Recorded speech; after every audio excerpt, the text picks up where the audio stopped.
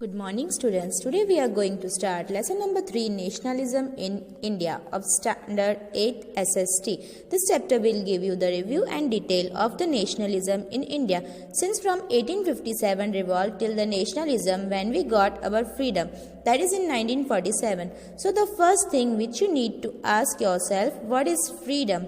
According to you, and how do you believe in freedom?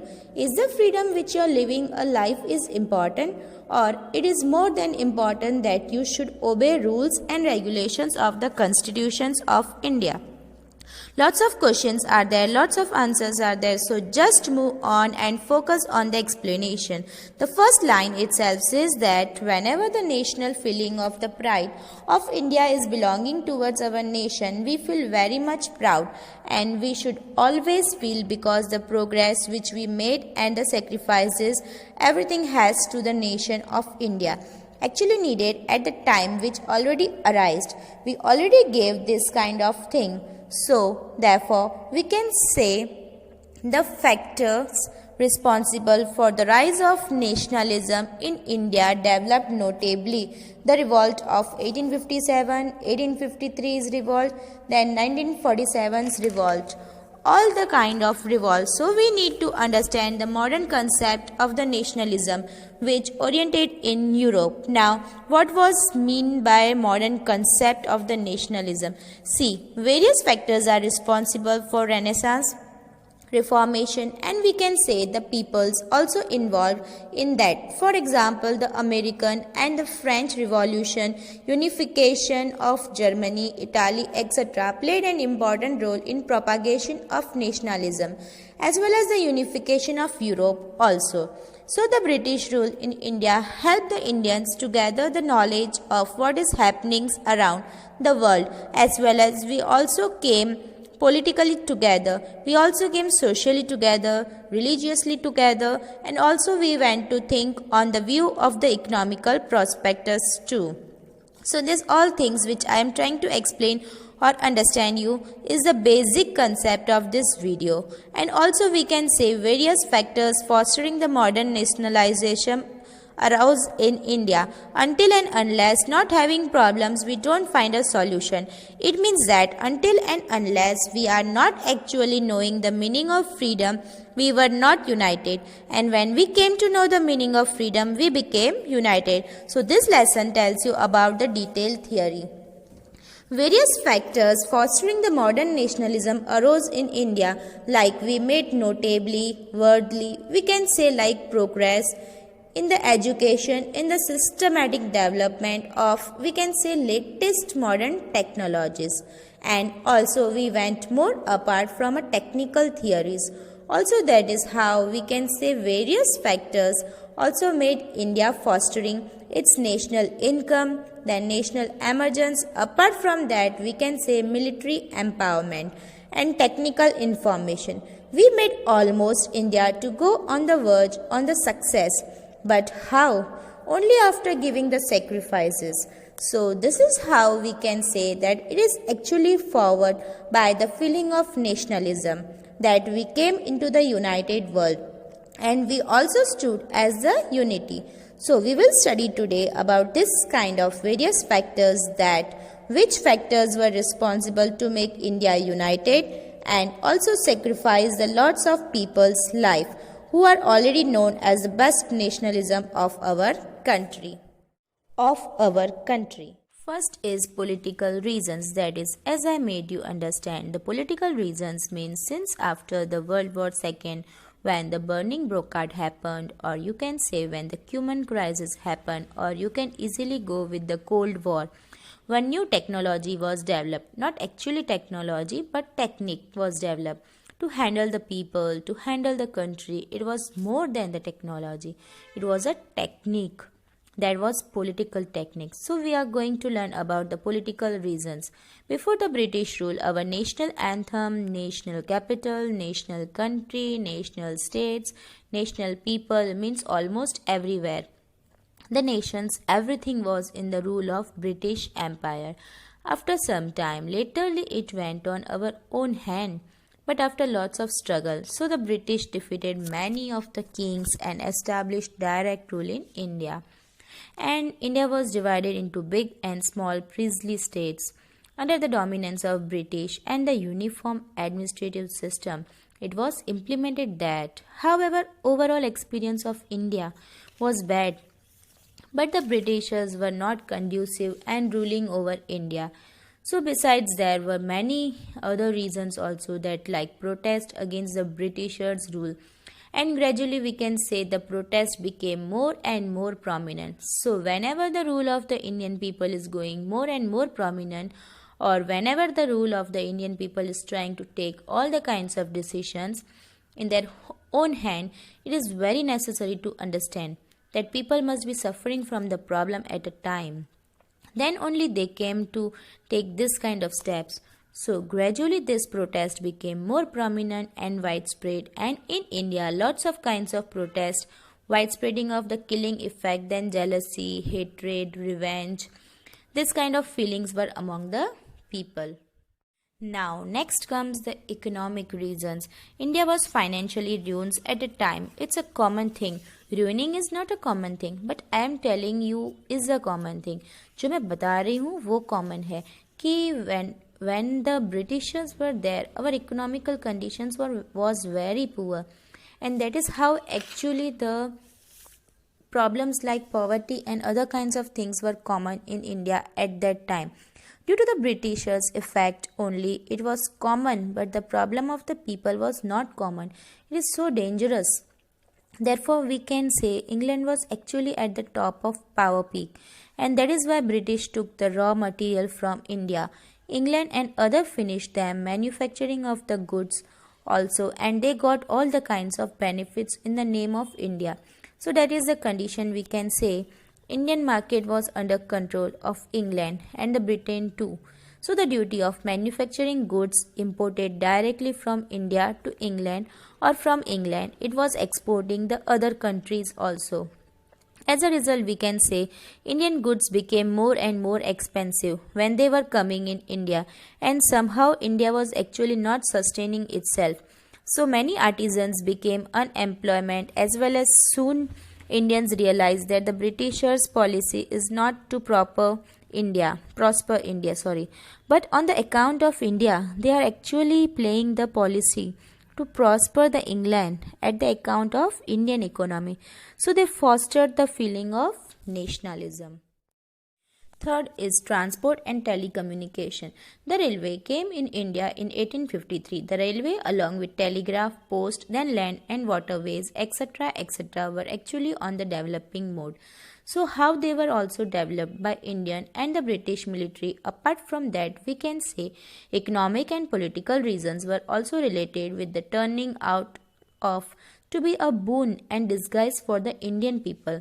Also, it means that what were the reforms were done in the account of the Britishers in India to help the Britishers laterly help the Indian people only, like bringing of the railway system, telegram, telephone, and other kind of services, also actually for the Britishers people to make their communication more strong, to make their transportation more strong. But literally we benefited, and also mobility of the intellectuals, artists, and business class increased, and that's how they started exchanging thoughts, also opinions also, and discrimination of caste was also removed out.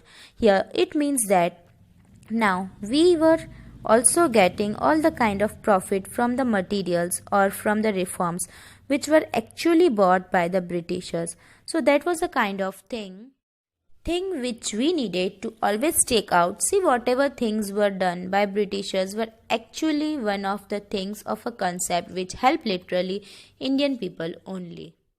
Apart from that, the touchability, untouchability, as well as you can see the community and region became lesser due to increased of communication and mass, as well as the transportation. The national leaders also could communicate their thoughts from one place to another, and the large number of people, leaders, were also building the nationalism on the national level. That is why this gave a very noticeable discovery, a very noticeable theory related to the concept of Indian economy, also as well as Indian nationalism too here. So the fourth topic is that what about the literature and education? See, education in English language was paved away from the rise of the Indian nationalism. It was also one of the kind of boon towards our nation that we were learning English so that we can understand what is their plan and what are they going to plan next year. So that's how most of the literature in the world was also available in English, and the people of our country learned English language, which is also becoming familiar with the recent trend in the world. Thus we were spreading internally with the ideas and also democratically, we can say liberty, equality and fraternity means brotherhood. Also we were spreading inside. So from the American War, independence and the French Revolution, people developed self-confidence from the war of America and also French Revolution, and also they recognized the power of unity and dreaming about big bright future for the independent India. It means that now the people are not thinking about their own village, people are not thinking about their own state.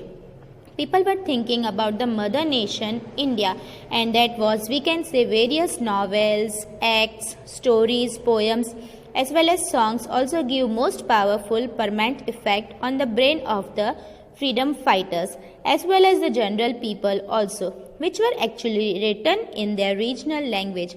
So these were also written in the literature as well as nationality, feeling, devotion, emotion developed in the people. Fifth topic is newspaper. Now, what is the use of the newspapers? It's very common and simple. Whenever if you are actually planning to do a revolt or any kind of theory, you need to take care of everybody to share your ideas, and also you need to go and understand that how can you make more and more maximum people to come in the contact of your same idea. In this case, newspapers are playing a very important and vital role in contribution in spreading national awareness towards India. In today's example, if I will give that, in today's date we are having WhatsApp media, Facebook, Twitter, Google, etc. Medias are there. We can spread our feeling. But in ancient time nothing was there. So the bringing of newspapers from the Britishers was also a boon to the India, and that's how we can say newspapers were also one kind of awareness for the people from Bengal to Mumbai, China to Madras, and citizens have the policies of the British rule awakened nationalism also, and the feeling of heart touching people also started. So that's why we can say contribution of newspaper was also one of the thing which was connecting maximum people before the revolt. That is a very important and great thing. Sixth is magnificent and rich heritage of India. Ancient archaeologist Alexander Cunningham and his assistants excavated many of the Indian sites and the ancient civilization in the Indus Valley civilization.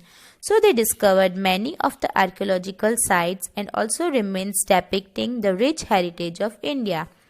Therefore, Indian archaeologists like Rai Bahadur Dayaram Sahani, Madhoswarup Vats and Rakhal Das Banerjee and all continued to excavate this kind of thing more and more, and therefore they also found the majestic civilization of India. So the scholars from the West collaborate in India, and also Indian scholars tried to find a lot of information related to cultural heritage of India. So this is how an ancient book on medical science and astrophysics, diplomacy about the spirituality were also translated into English language. From the Indian Hindi language and Sanskrit language also, we can say world was knowing that now India is emerged as a superpower in the term of culture, manner and civilization. So a detailed research was also done by the literary, we can say, cultural heritage of India, fostering the feeling of pride and nationalism, and this also helped people to come closer. So that's why we can say establishment of the Indian National Congress came into startup. The above state factors and other regional organizations had contributed towards the establishment of Indian National Congress. So therefore we can say Bengal British Indian Society that started in Kolkata. Bombay Association also started, and it started in Mumbai. Then Madras National Sabha started in Chennai, Madras, and the Indian Association in Kolkata. Then Sarvajanik Sabha was also started at Pune. Now, a person who is playing a very important role in this was Sir A.O. Hume. By the time Sir A.O. Hume retired as a British officer, he also had realized that the British Empire was not secure empire, and as it appeared the Britishers were not secure. So we can say India was not taken care, and laterly it was also challenged for the India to come out to the Britishers' control. There were chances to connect the revolts. Similarly, of the 1857 failure revolt, and in order to keep the general dissatisfaction at bay, he thought establishing a political organization. Sir A.O. Hume said that lastly we saw the revolt of 1857. It was a failure revolt, so we learned something from it, because Britishers are actually inside a jolly mood, and this is a time where somehow our people can be supporting India also. But how they will support? We need some kinds of rules and regulations to make them unite. And therefore he also believed that if the dissatisfaction of people of India was not taken care, then there will be chance that Britishers will go away from India. So, in order to keep the general dissatisfaction, he also organized a political organization, or he established political organization whose aim was to help people and also to get help from the people. In the same way, Viceroy Lord Dufferin agreed to this idea and supported him. Means Viceroy Dufferin supported Sir A.O. Hume with the effort of Alan Octavian Hume's rules and regulation, as he said that this is gone how helped Indian people also, as well as helped the Britishers too. So Indian National Congress was established in December 1885. So the first session of the Indian National Congress was held at 28 December at Gokuldas Tejpal Sanskrit School of Mumbai. We can say Vyomesh Chandra Banerjee started this kind of meeting when he was as the president there. 72 representatives from the different states of India were present in this conference. The main leaders were also in the conference, like Dadabhai Navroji, Gopal Krishna Gokhale. If you don't know who was Gopal Krishna Gokhale, then you need to understand that Gopal Krishna Gokhale was a mentor and the guide guru of our Mahatma Gandhiji. This is how we can say Dadabhai Navroji, Gopal Krishna Gokhale, Firoz Shah Mehta, Badruddin Tayyabji, K.T. Telang, Din Shah Vacha, etc., etc., etc. were also related with the conference meeting. And laterly we can say many problems were also discussed in the meeting session nation-wise. See, this picture is of first session. How nicely they are sitting. Some are sitting on ground, some are sitting on the steps and all. It is a meeting of 1885 revolt or 1885 meeting which was held at School of Mumbai, and there were 72 representatives. So, we can say the meeting session was held from Kolkata to Chennai. The second meeting held at Kolkata, the president at that time was Dadabhai Navroji, 1886, just after 1885. So, it was said that 1885, 1886, 1887, three meetings were held, and the third meeting was at Chennai, which is also mentioned by Badruddin Tayyabji, which was held in 1887, and numbers of members were 607. So gradually the numbers are increasing from 200 to 400, from 400 to 600. So it was a good sign where India was progressing, where India was going on the path of progressment.